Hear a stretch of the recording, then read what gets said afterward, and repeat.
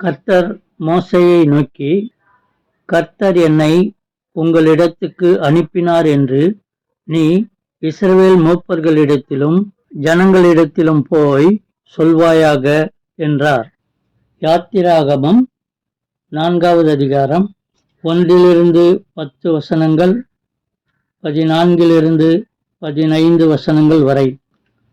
அப்பொழுது மோசே, அவர்கள் என்னை நம்பார்கள், என் வாக்குக்கு செவிகொடார்கள், கர்த்தர் உனக்கு தரிசனமாகவில்லை என்று சொல்லுவார்கள் என்றான். கர்த்தர் அவனை நோக்கி, உன் கையில் இருக்கிறது என்ன என்றார். ஒரு கோல் என்றான். அதை தரையிலே போடு என்றார். அவன் அதை தரையிலே போட்டபோது அது சர்ப்பமாயிற்று. மோசே அதற்கு விலகி ஓடினான். அப்பொழுது கர்த்தர் மோசேயை நோக்கி, உன் கையை நீட்டி அதன் வாலை பிடி என்றார். அவன் தன் கையை நீட்டி அதை பிடித்தபோது அது அவன் கையிலே கோலாயிற்று.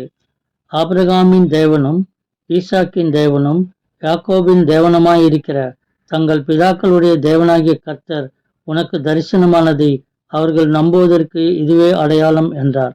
மேலும் கர்த்தர் அவனை நோக்கி, உன் கையை உன் மடியிலே போடு என்றார். அவன் தன் கையை தன் மடியிலே போட்டு அதை வெளியிலே எடுக்கும்போது இதோ அவன் கை உறைந்த மழையைப் போல வெண்குஷ்டம் பிடித்திருந்தது. அவர், உன் கையை திரும்பவும் உன் மடியிலே போடு என்றார். அவன் தன் கையை திரும்ப தன் மடியிலே போட்டு தன் மடியிலிருந்து அதை வெளியே எடுத்த போது அது திரும்ப அவனுடைய மற்ற சதையை போலாயிற்று.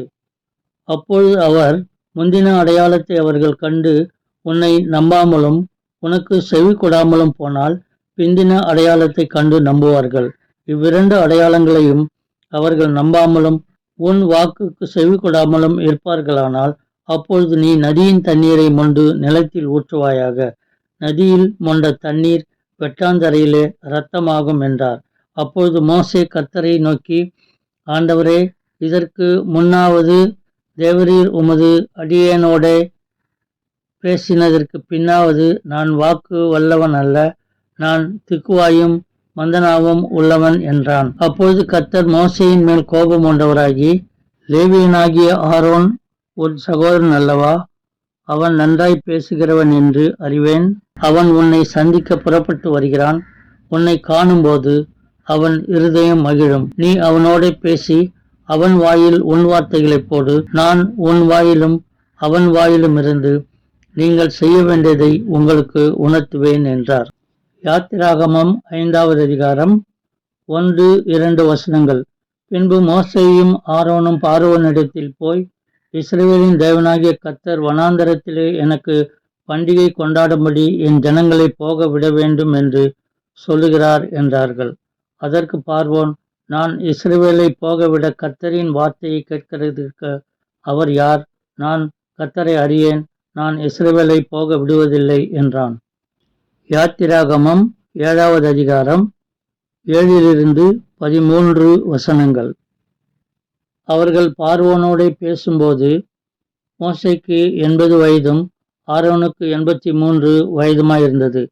கர்த்தர் மோசேயையும் ஆரோனையும் நோக்கி, உங்கள் பட்சத்திற்கு ஒரு அற்புதம் காட்டுங்கள் என்று பார்வோன் உங்களோட சொன்னால் அப்பொழுது நீ ஆரோனை நோக்கி, உன் கோலை எடுத்து அதை பார்வோனுக்கு முன்பாக போடு என்பாயாக. அது சர்ப்பமாகும் என்றார். மோசேயும் ஆரோனும் பார்வோனிடத்தில் போய் கர்த்தர் தங்களுக்கு கட்டளையிட்டபடி செய்தார்கள். ஆரோன் பார்வோனுக்கு முன்பாகவும் அவன் ஊழியக்காரருக்கு முன்பாகவும் தன் கோலை போட்டான். அது சர்ப்பமாயிற்று. அப்பொழுது பார்வோன் சாஸ்திரிகளையும் சூனியக்காரரையும் அழைப்பித்தான். எகிப்தின் மந்திரவாதிகளும் தங்கள் மந்திர வித்தையினால் அப்படி செய்தார்கள். அவர்கள் ஒவ்வொருவனாக தன் கோலை போட்டபோது அவைகள் சர்ப்பங்களாயின. ஆரோனுடைய கோலோ அவர்களுடைய கோல்களை விழுங்கிற்று. கர்த்தர் சொல்லியிருந்தபடி பார்வோனின் இருதயம் கடினப்பட்டது. அவர்களுக்கு செவி கொடாமற் போனான். யாத்திராகமம் 7வது அதிகாரம் 15-17 வசனங்கள், 20-22 வசனங்கள். காலமே, நீ பார்வோனிடத்துக்கு போ, அவன் நதிக்கு புறப்பட்டு வருவான். நீ அவனுக்கு எதிராக நதியோரத்தில் நின்று சர்ப்பமாக மாறின கோலை உன் கையில் பிடித்து கொண்டு அவனை நோக்கி, வனாந்தரத்தில் எனக்கு ஆராதனை செய்ய என் ஜனங்களை அனுப்பிவிட வேண்டும் என்று சொல்லும்படி எபிரேயருடைய தேவனாகிய கர்த்தர் என்னை உம்மிடத்துக்கு அனுப்பியும் இதுவரைக்கும் நீ கேளாமற் போனீர். இதோ என் கையில் இருக்கிற கோலினால் நதியில் இருக்கிற தண்ணீர் மேல் அடிப்பேன். அப்பொழுது அது இரத்தமாய் மாறி நதியில் இருக்கிற மீன்கள் செத்து நாறிப்போம். அப்பொழுது நதியில் இருக்கிற தண்ணீரை எகிப்தியர் குடிக்கக்கூடாமல் அரோசிப்பார்கள். இதனால் நானே கர்த்தர் என்பதை அறிந்து கொள்வாய் என்று கர்த்தர் சொல்கிறார் என்று சொல் என்றார். கர்த்தர் கட்டளையிட்டபடியே மோசேயும் ஆரோனும் செய்தார்கள். பார்வோனுடைய கண்களுக்கு முன்பாகவும் அவன் ஊழியக்காரரின் கண்களுக்கு முன்பாகவும் கோலை ஓங்கி நதியிலுள்ள தண்ணீரை அடிக்க நதியிலுள்ள தண்ணீரெல்லாம் இரத்தமாய் மாறிற்று. நதியின் மீன்கள் செத்து நாறி போயிற்று. நதியின் தண்ணீரை குடிக்க எகிப்தியருக்கு கூடாமற் போயிற்று. எகிப்து தேசம் எங்கும் இரத்தமாயிருந்தது. யாத்திராகமம் 8வது அதிகாரம் 1 15 வசனங்கள் வரை. அப்பொழுது கர்த்தர் மோசேயை நோக்கி, நீ பார்வோனிடத்தில் போய் எனக்கு ஆராதனை செய்ய என் ஜனங்களை அனுப்பிவிடு. நீ அவர்களை அனுப்பிவிட மாட்டேன் என்பாயாகில் உன் எல்லை அடங்களையும் தவளைகளால் பாதிப்பேன். நதி தவளைகளை தரலாய் பிறப்பிக்கும். அவைகள் உன் வீட்டிலும் உன் படுக்கை அறையிலும் உன் மஞ்சத்தின் மேலும் உன் ஊழியக்காரர் வீடுகளிலும் உன் ஜனங்களிடத்தில் உன் அடுப்புகளிலும் மாப்பிசைகிற உன் தொட்டிகளிலும் வந்து ஏறும். அந்த தவளைகள் உன்மேலும் உன் ஜனங்கள் மேலும் உன் ஊழியக்காரர் எல்லார் மேலும் வந்து ஏறும் என்று கர்த்தர் சொல்லுகிறார் என்று சொல் என்றார். மேலும் கர்த்தர் மோசேயினிடத்தில் நீ ஆரோனை நோக்கி, நீ உன் கையில் இருக்கிற கோலை நதிகள் மேலும் வாய்க்கால்கள் மேலும் குளங்கள் மேலும் நீட்டி எகிப்து தேசத்தின் மேல் தவளைகளை வரும்படி செய் என்று சொல் என்றார். அப்படியே ஆரோன் தன் கையை எகிப்திலுள்ள தண்ணீர்கள் மேல் நீட்டினான். அப்பொழுது தவளைகள் வந்து எகிப்து தேசத்தை மூடிக்கொண்டது.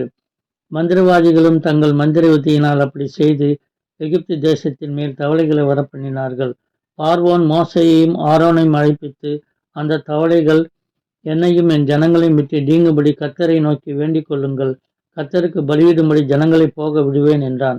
அப்பொழுது மோசே பார்வோனை நோக்கி, தவளைகள் நதியில் மாத்திரம் இருக்கத்தக்கதாய் அவைகளை உம்மிடத்திலும் உம்முடைய வீட்டிலும் இல்லாமல் ஒழிந்து போகும்படி செய்ய உமக்காகவும் உம்முடைய ஊழியக்காரருக்காகவும் உம்முடைய ஜனங்களுக்காகவும் நான் விண்ணப்பம் பண்ண வேண்டிய காலத்தை குறிக்கும் மேன்மை உமக்கே இருப்பதாக என்றான். அதற்கு அவன் நாளைக்கு என்றான். அப்பொழுது இவன், எங்கள் தேவனாகிய கர்த்தருக்கு ஒப்பானவர் இல்லை என்பதை நீ அறியும்படிக்கு உம்முடைய வார்த்தையின்படி ஆக கடவுது. தவளைகள் உம்மையும் உம்முடைய வீட்டையும் உம்முடைய ஊழியக்காரரையும் உம்முடைய ஜனங்களையும் விட்டு நீங்கி நதியிலே மாத்திரம் இருக்கும் என்றான். மோசேயும் ஆரோனும் பார்வோனை விட்டு புறப்பட்டார்கள். பார்வோனுக்கு விரோதமாக வரப்பண்ணின தவளைகள் நிமித்தம் மோசே கர்த்தரை நோக்கி கூப்பிட்டான். கர்த்தர் மோசேயின் சொற்படி செய்தார். வீடுகளிலும் முற்றங்களிலும் வயல்களிலும் இருந்த தவளைகள் செத்து போயிற்று. அவைகள் குவியல் குவியலாக சேர்த்தார்கள். அதனால் பூமி எங்கும் நாற்றம் எடுத்தது. லகு உண்டாயிற்று என்று பார்வோன் கண்டபோதோ தன் இருதயத்தை கடினப்படுத்தி அவர்களுக்கு செவி கொடாமற் போனான். கர்த்தர் சொல்லியிருந்தபடி ஆயிற்று. யாத்திராகமம் 8வது அதிகாரம் 16 19 வசனங்கள் வரை. அப்பொழுது கர்த்தர் மோசேயினிடத்தில் நீ ஆரோனை நோக்கி, உன் கோலை நீட்டி பூமியின் புழுதியின் மேல் அடி. அப்பொழுது அது எகிப்து தேசம் எங்கும் பெண்களாய்ப்போம் என்று சொல் என்றார். அப்படியே செய்தார்கள். ஆரோன் தன் கையில் இருந்த தன் கோலை நீட்டி பூமியின் புழுதியின் மேல் அடித்தான். அப்பொழுது அது மனிதர்கள் மேலும் மிருக ஜீவன்கள் மேலும் பெண்களாய் எகிப்து தேசம் எங்கும் பூமியின் புழுதியெல்லாம் பெண்களாயிற்று. மந்திரவாதிகளும் தங்கள் மந்திரவித்தினால் பெண்களை பிறப்பிக்கும்படி பிரயத்தனம் செய்தார்கள். செய்தும் அவர்களால் கூடாமற் போயிற்று. பெண்கள் மனிதர் மேலும் மிருக ஜீவன்கள் மேலும் இருந்தது. அப்பொழுது மந்திரவாதிகள் பார்வோனை நோக்கி, இது தேவனுடைய விரல் என்றார்கள். ஆனாலும் கர்த்தர் சொல்லியிருந்தபடி பார்வோனுடைய இருதயம் கடினப்பட்டது. அவர்களுக்கு செவி கொடாமற் போனான்.